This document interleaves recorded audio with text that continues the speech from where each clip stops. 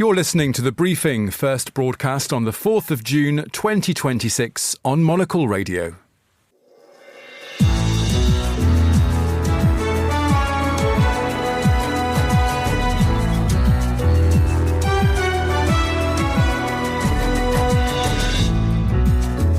Hello and welcome to The Briefing, broadcasting live from Studio 1 here at Midori House in London. I'm Thomas Waterhouse. Coming up on today's programme, defeat for Germany as the European powerhouse loses out to Austria and Portugal in the race for a seat on the UN Security Council. We look at why global interest in some of the biggest displacement crises is waning and why some overseas news bureaux are closing down as the Norwegian Refugee Council puts out its latest report. And we have a world first from our senior correspondent, Fernando Augusto Pacheco. Yes, indeed, Thomas. Today is the very first round of the Global Countdown World Cup special. All that right here on The Briefing with me, Thomas Waterhouse.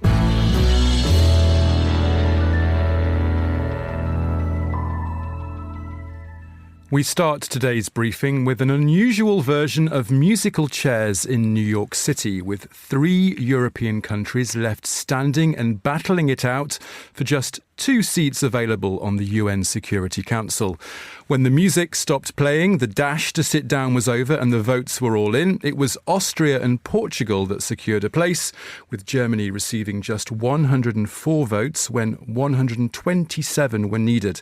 For those who are interested, Portugal bagged 134 votes and Austria got 131. The foreign minister in Berlin has called this a bitter defeat. Now, Monocle itself is something of a mini UN with a host of different nationalities working on our output. And on our radio team, we have Joanna Moser, our radio researcher, who is here to represent Portugal, and Chris Chermak, our senior news editor, who can fly the flag for both Austria and for Germany. Chris, let's start with you, a man who has lived and worked in Germany before. How damaging is this loss for Germany? Well, first of all, Thomas, yes, I do have some divided loyalties, although important to say I am fully Austrian. I'm not actually German, but I did live there for about 7 years and love to bring lots of stories from Germany. And it was really interesting to listen and see the comments from Germany's foreign minister, Johann Wadephul, who really just outright said this is a massive failure and embarrassment for Germany.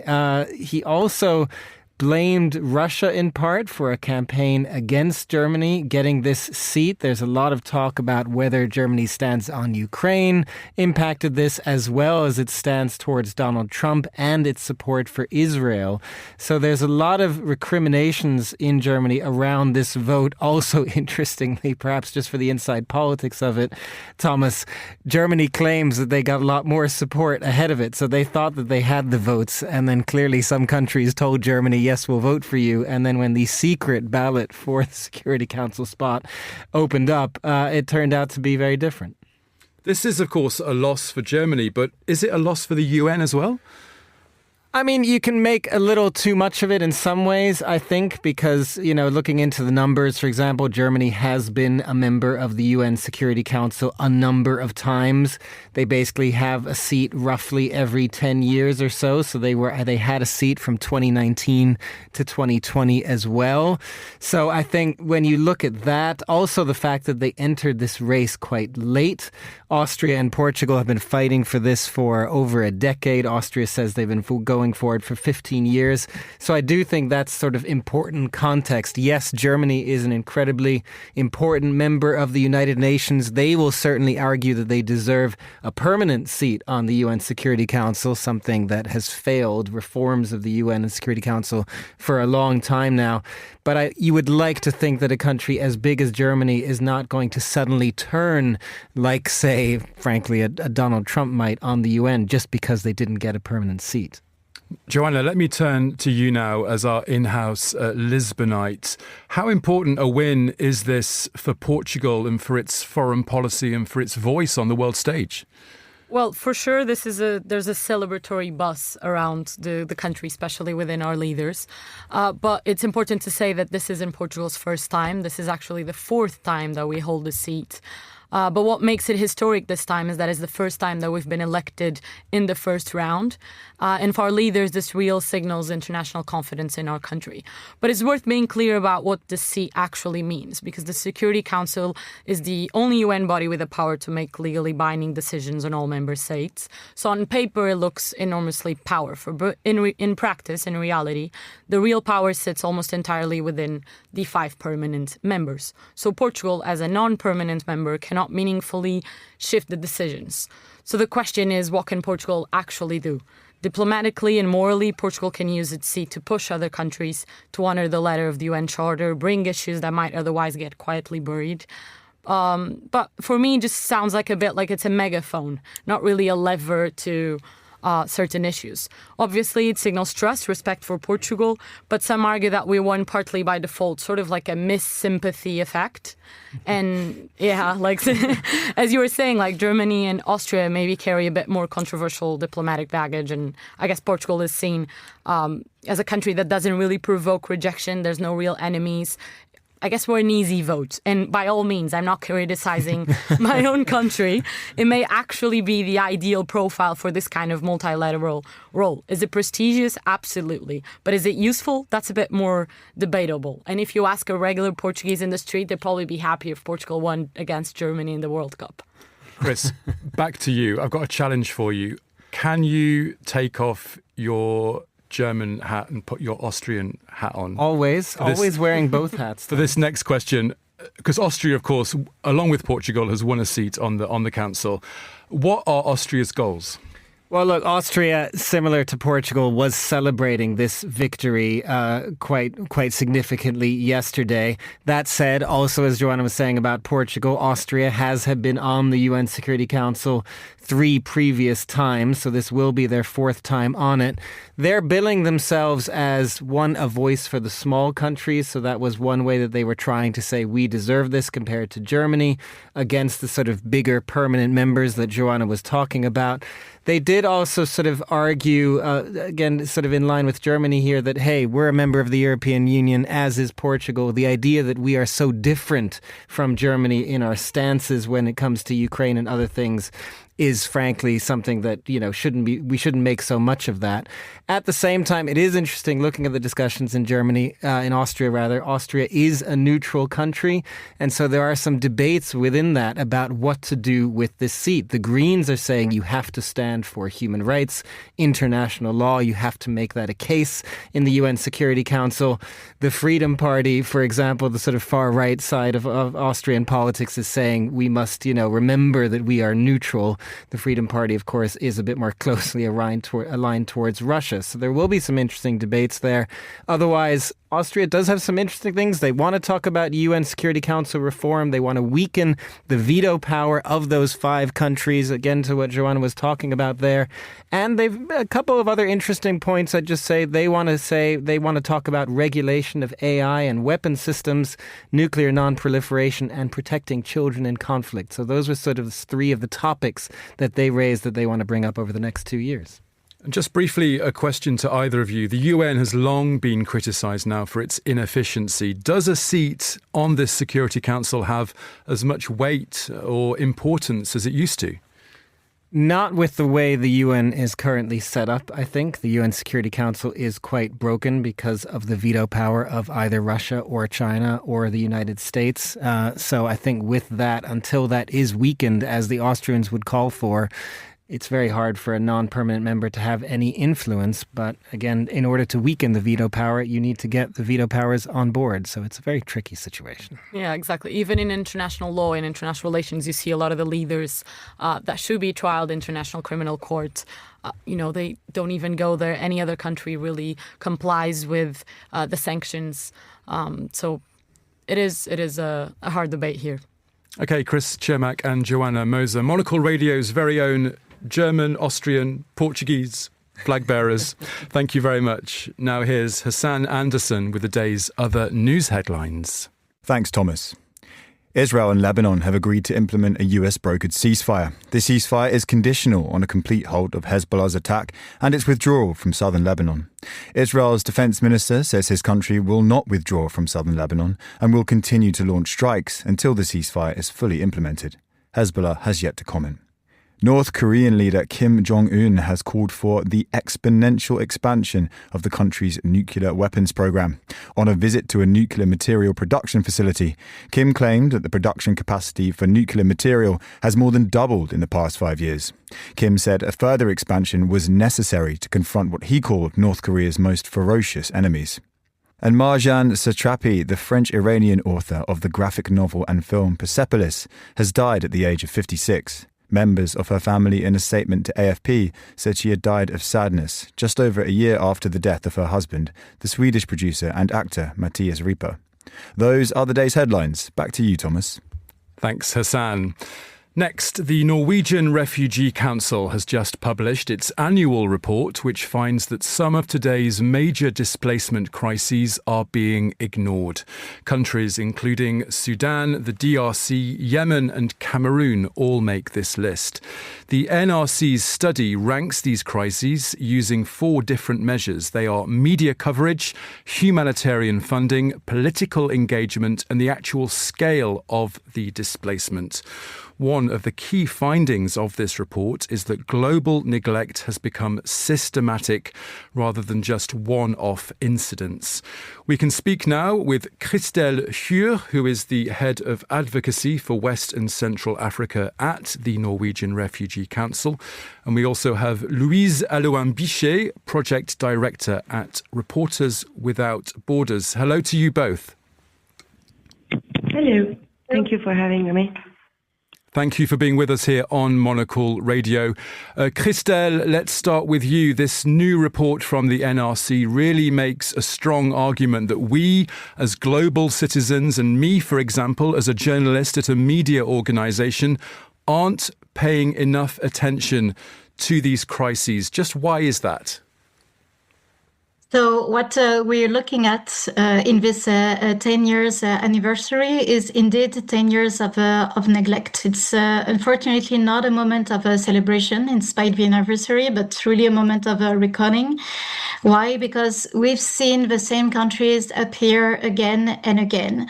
You said that the DRC, for instance, is on the list this year. It has appeared on every single list every year for 10 consecutive years. We also see countries such as Burkina Faso, Cameroon, or Mali that people don't really hear about, featured on the list 6 or more times. So basically what we're looking at is where there is a gap between needs and the response. And why it's that? It's because basically the attention of the world has become very driven by political interests, meaning that the most neglected crises that we have this year, which are Sudan, DRC, Colombia, Yemen, and Afghanistan, this neglect is a result of a political choice. It's very much a decade of evidence that leaves no room for the claim that governments and donors, they did not know. They knew and they chose to look away, basically.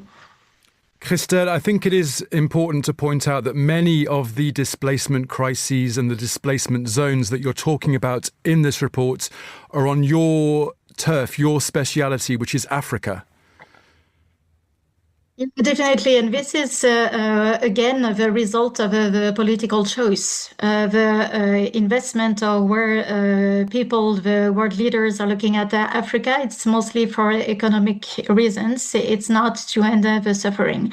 And I would even go further and to say that sometimes displacement, conflict, it can also be used, unfortunately, by big world companies for the world to look on the other side while there is exploitation also of these poor countries.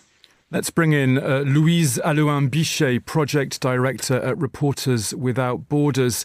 Louise, the media has been singled out in this report. Is it the case that journalists are not doing their job in conveying the news and getting these stories out from these refugee areas? Well, no. I think there are two major reasons or two major subjects in terms of forgotten crisis or not enough reported crisis. First of all, we must acknowledge that there are many countries or territories where access has been and is obstructed or closed by authoritarian regime. So there are more and more places in the world where journalists cannot enter, cannot stay. Talking about Eritrea or Korea, or there are many places. And and then second reason is also territories that are not accessible because of armed conflict. We are again talking about Sudan, for example, which is listed in the NRC report, or DRC. We can see in Sahel, for example, where in which territory we published a whole report about it. What you can find there is only very hyper local media, such as community radio, for example. But if we're talking about Sahel, for example, as you know, French journalists, for example, cannot access the territory. So that's also reasons for this huge lack of coverage. And Louise, just why is an overseas news bureau, a foreign news bureau, so important? To have, sorry, I missed the point. To have bureaus there? I was asking you why a foreign news bureau, an overseas outpost for a journalist, why is that so important? Well, it is important because you would find, of course, journalists specialized in a kind of combination with international and national journalists, which would be extremely important. But for that, you need sufficient economical and financial resources. And what we can say as well, in terms of, to link also with this NRC report, is that there is a huge stake of financial sustainability for media at a global stage. If we want satisfactory coverage for international, national, or local news everywhere and from everywhere, and from every journalist, whatever his or her nationality, then you need basically financial means, financial resources. Today, you cannot have Senegalese journalists, for example, who could cover what is happening right now in the United States if it's not part of a Western press agency, for example. So for that, basically, we need more financial resources. Christelle, can I bring you back in for a final question? What are your hopes as you publish this report? What are you hoping it will achieve? And what is your message to global journalists?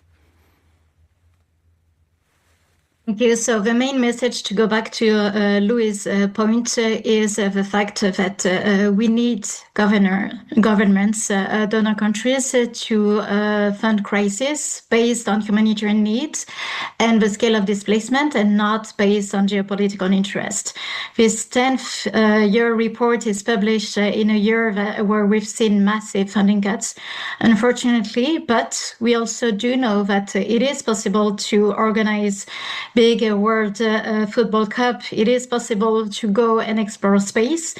Actually, little funding is required compared to investment in weapons, for instance, to cover this neglected crisis and end the suffering of millions of people. So basically what we are expecting to do with this report is once again call the world leaders to their accountability to the humanity.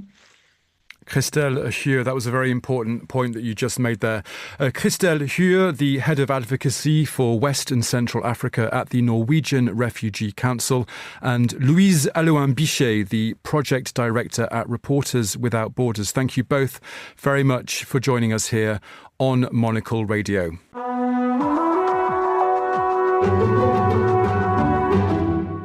Let's get the latest business news now with Ewan Potts from Bloomberg. Good afternoon to you, Ewan. Hello, Thomas. Good to speak to you. Thanks so much for being with us once again. We finally have the details of the SpaceX share offer, which is set to be the biggest in history. Yeah, say what you like about Elon Musk and SpaceX, but you can't accuse them of lack of ambition. The company has now officially filed to IPO, a share offer to be the biggest in history.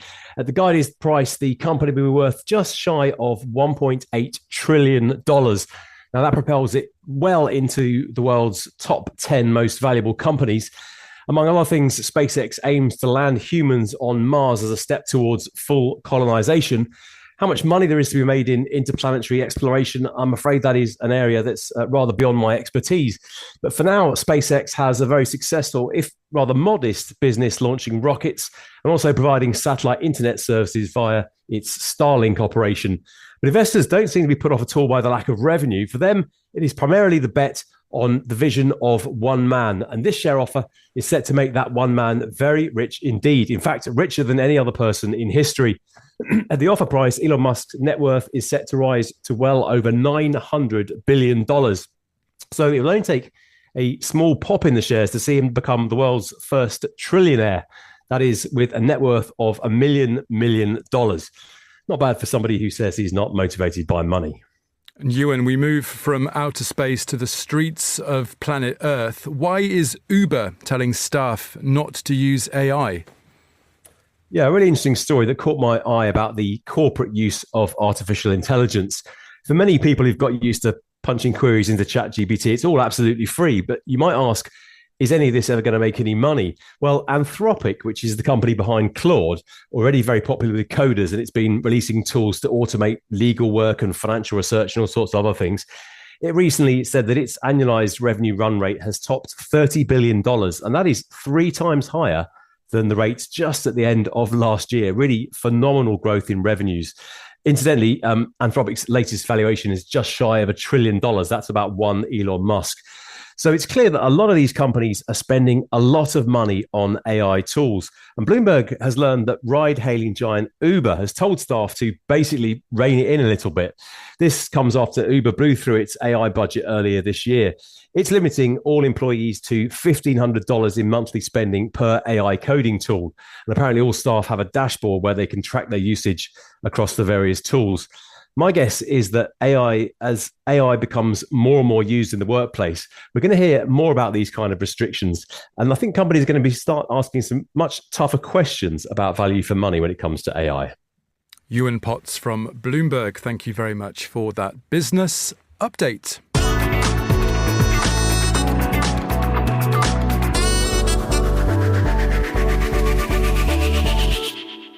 It's time now to bring you a little musical interlude, and our senior correspondent Fernando Augusto Pacheco is with me here in the Monocle Radio studio with another weekly global countdown. Good afternoon to you, Fernando. I'm very happy to be here on such a special day. It's a very special day because you've got a brand new idea, a brand new concept. What is that concept? Oh, I say brand new, but to be fair, it's the second one because there was a first one back in 2022. Slightly different rules, and the Netherlands won that one. So basically, you know the format of the Global Countdown, the top 5 songs on a specific country every week. But this time, I was inspired by the World Cup. So every week, we're looking at the number 1 songs of the teams competing in this year's World Cup. I know it sounds a little bit complicated, but you are going to have some fun. And today, we're looking at groups A and B. So there are 8 countries in those groups, but I made a decision. If you don't have a local artist at number 1, you are eliminated. So I'm really cutthroat. Very cutthroat. So I'm sorry to Qatar, to South Africa and Switzerland. They're You're gone. out. And I'll play you 5 tracks today from the 5 countries that are on groups A and B. There are not those that I just mentioned. And I'll pick a winner at the end. I'm going to play devil's advocate very briefly because some listeners listening at home might be asking, how is this fair? How do you decide which is the best song? How does this all pan out? What are the rules? I'll be honest here. There is a matter of preference as well as the music curator of Monocle Radio, but I'm also looking at cultural relevance. It needs to bring some sort of excitement, something new, something that I think will be staying in the charts for a bit longer.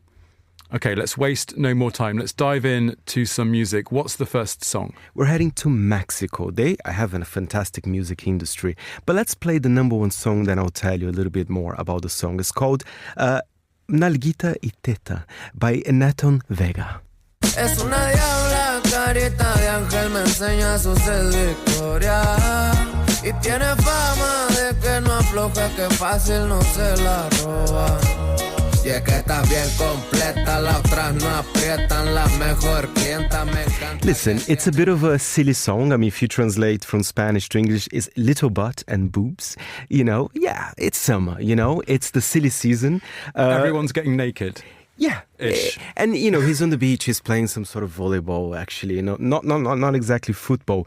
But I like the '90s hip hop beats there as well. So he's being experimenting. There's a mixture of the traditional música mexicana and '90s hip hop. You know, it's a good song for the summer. Let's see if it could be a winner. And we move on next from Mexico to, I believe, South Korea. Yes, and I was impressed with the number one because it is K-pop, but I think you know it's reinventing itself, the genre, and I think this band is a perfect example of that. It is Cortez, and I'll tell you why they're called Cortez, with the song Rad Rad.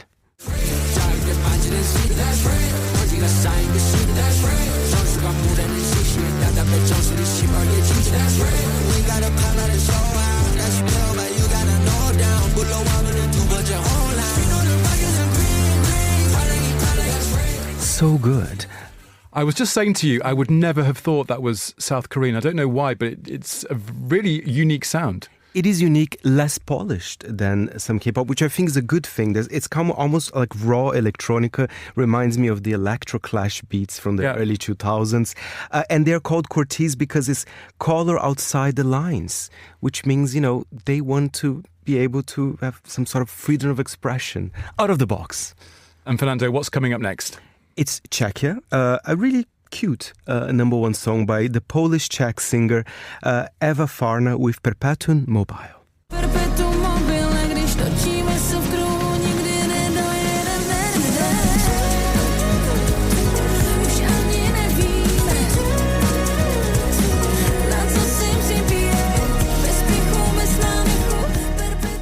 It's nice. It's a nice track. You know what's interesting? She released 5 albums in the Polish language and 4 in the Czech language. But she I believe she's only Czech. But, you know, I think there's a Polish minority in Czechia, which I did not know. So that's the good thing about doing the Global Countdown. You learn those things. But she's big. There's an award in Czechia. She won the Best Female Singer in 2025, 2024, 2023, and 2021. I don't know what happened in 2022. Neither do I.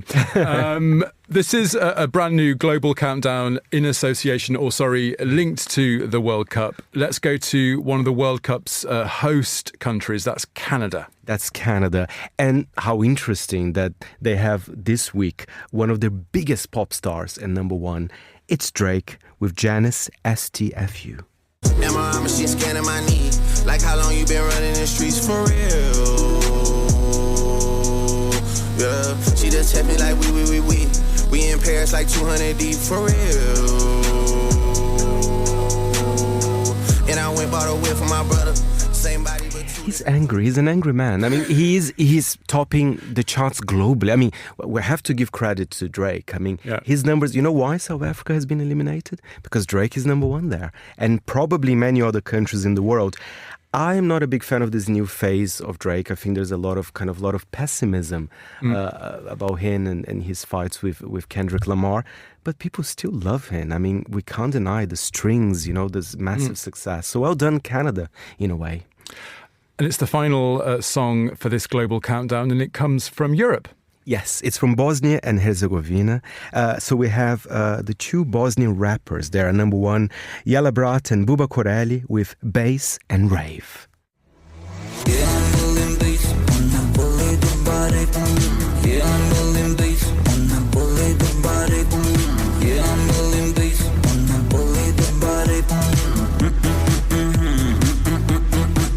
I mean, this is super catchy. I kind of like it. And, you know, the first time I heard the song, I was like, oh, that's very Eurovision. You know that actually Jala Brat, he was the Bosnian Eurovision entry back in 2016. And I think it didn't work out for him. And then he tried to be a city councillor in Bosnia as well. Did not work out. So, you know, poor him. But he's number one this week.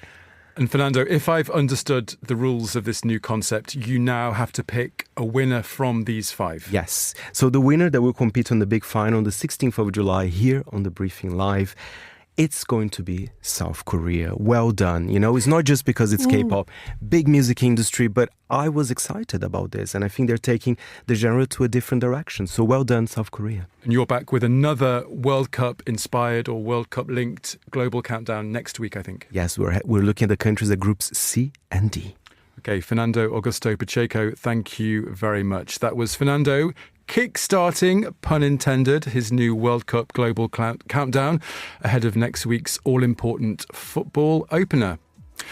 Well, that brings us to the end of this edition of The Briefing. It was produced by Hassan Anderson. Our researcher was Josefina Gomez and our studio manager was Elliot Greenfield. The Briefing is back tomorrow at the very same time. I'm Thomas Waterhouse. Thanks for tuning in and goodbye from everyone here at Midori House in London.